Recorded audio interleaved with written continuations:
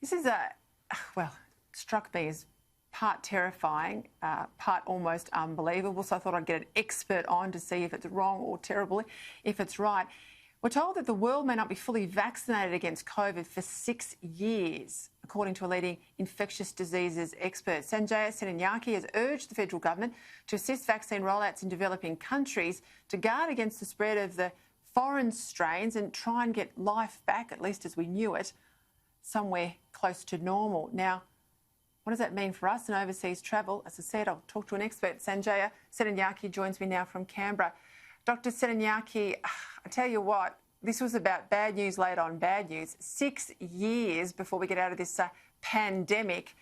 Is it really going to be that tough? And what does it mean in terms of our ability to travel? Yes, no, it certainly is grim, that figure of, in fact, 6.5 years. But, Peter, that is not set in stone. So what it is saying is that the current rate of vaccinations in the world every day, which is about 4.8 million per day, if we continue at that rate, it will take that long to get 75% of the world covered with their vaccinations. Now, hopefully there's going to be an increase in some parts of the world, the big vaccine manufacturers, in terms of their vaccine manufacture output, and some developing countries will start to vaccinate their population, so that will go up a bit.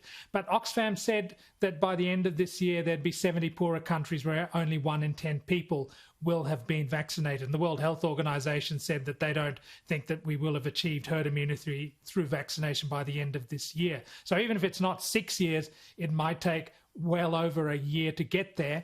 And Peter, the other thing we have to worry about is if new strains are appearing, we might have to boost ourselves and interrupt vaccine programs to get boosters. Goodness me. All right, give me some good news somewhere.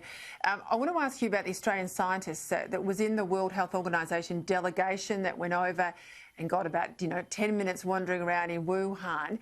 He has argued that this idea that the virus, this is a Beijing claim, was brought into China. Professor Dominic Dwyer, as I said, the Australian who was in this World Health Organization team, he doesn't believe that's accurate. He says the virus was started in China.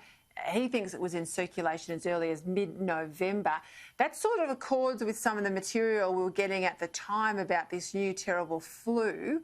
What do you make of Professor Dwyer's findings? Yes, well, first of all, Professor Dwyer is a very respected microbiologist and infectious diseases physician in our professional organisation, so we have a lot of respect for him.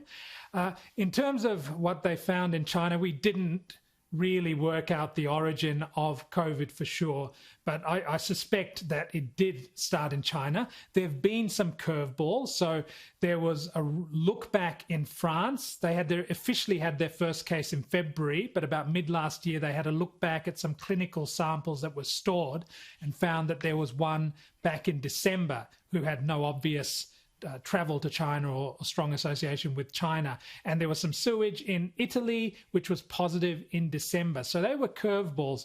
But even if they couldn't find from the WHO investigation samples that were positive in October and November for COVID, it doesn't mean that it wasn't in other parts of China. So I still think China's the most likely origin, although we can't say for sure. And the Chinese want us to actually be that certain in the final end report. Dr. Sanjaya Senanayake, thank you as always for your time. Thanks for your terrific analysis. Thanks, Peter.